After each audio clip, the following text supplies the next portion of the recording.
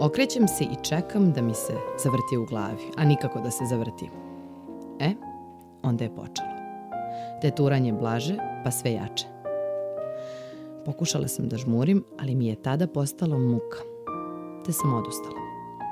Otvorenih očiju sam pala, udarila glavom u zid. Smejala sam se dok sam padala.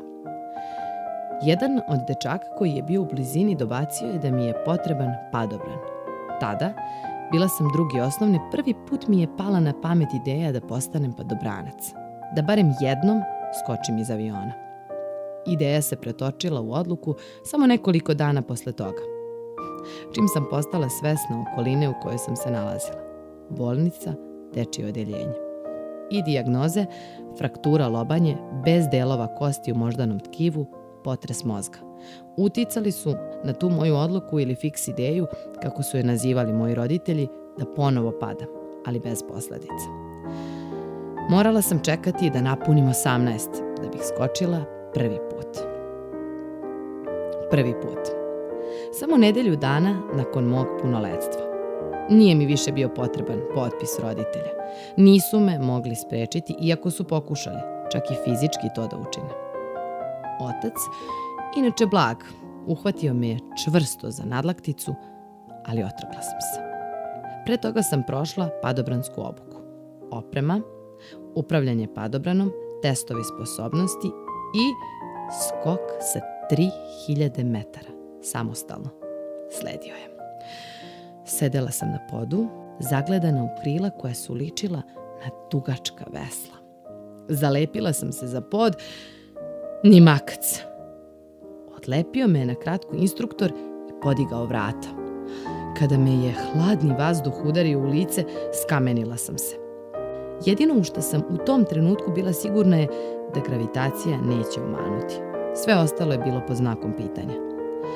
Pomislila sam na oca koji me je čekao dole. I ponovo se zalepila za pod. Prva šuga.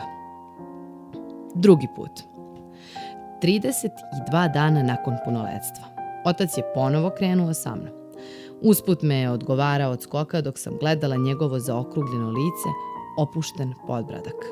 Bez zadrške sam, povlačeći zadnjicu po podu, došla do vrata nebeske plovilice.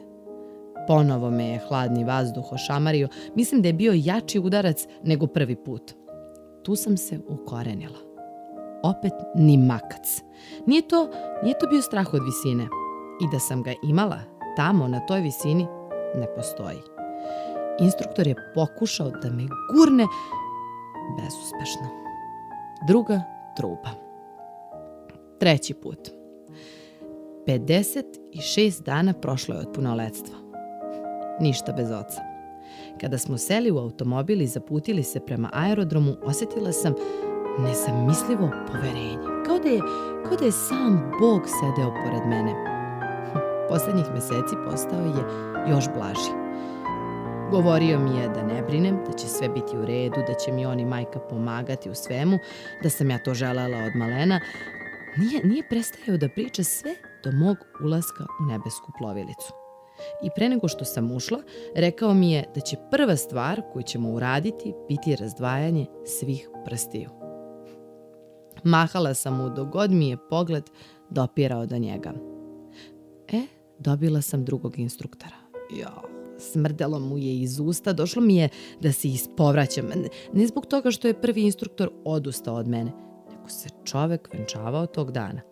Odlučila sam da mu čestitam tako što ću konačno skočiti.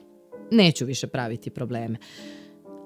Ali zakucala sam se za pod. Treća ipak nije sreća. Četvrti put. 78 dana od punoletstva. Otac je ovog puta izgovorio samo nekoliko jasnih rečenica do aerodroma. Jednostavne, ohrabrujuće rečenice koje se mogu svesti na 3 reči. Računaj na nas. Nisam imala osjećaj da sedim pored Boga kao prošli put, ali pored nekog sveca zasigurno. Bio je vrlo smiren, za razliku od majke koja se pošteno izderala na mene pre nego što smo seli u automobil. Dvojice instruktora razgovarala su sa mnom pre ulaska u avion. Mladoženja je bio nasmejan, za razliku od onog drugog iz trećeg pokušaja, kome sam očigledno žestoko išla na živce. Polako sam navukla skakačko odelo. Najsporije do tada. Onda sam skočila i nakon par stotina metara slobodnog pada potpuno se oslobodila želje za samoubistvom. Povukla sam ručicu za otvaranje padobrana koji se otvorio pokazavši mi svojih nekoliko nijansi zelene boje. U sredini kupole videla sam njegovo uspavano lice. Kada sam se prizemljila relativno lako, bilo mi je jasno da želim da živim sa njim, mojim sinom, koga sam rodila 207 dana pre punoletstva, sa sraslim prstima šaka i stopala. Par nedelja kasnije dijagnostikovan mu je redak genetski poremećaj, Apertov sindrom. Tada je iznad mog života zasijao neonski natpis Game over. Sve do skoka bila sam uverena da je gotovo, da mi nema života više. Nakon skoka natpis se zauvek ugasio. Tamo gore, u oblacima tokom slobodnog pada, dobila sam neobjašnjivu snagu da poletim.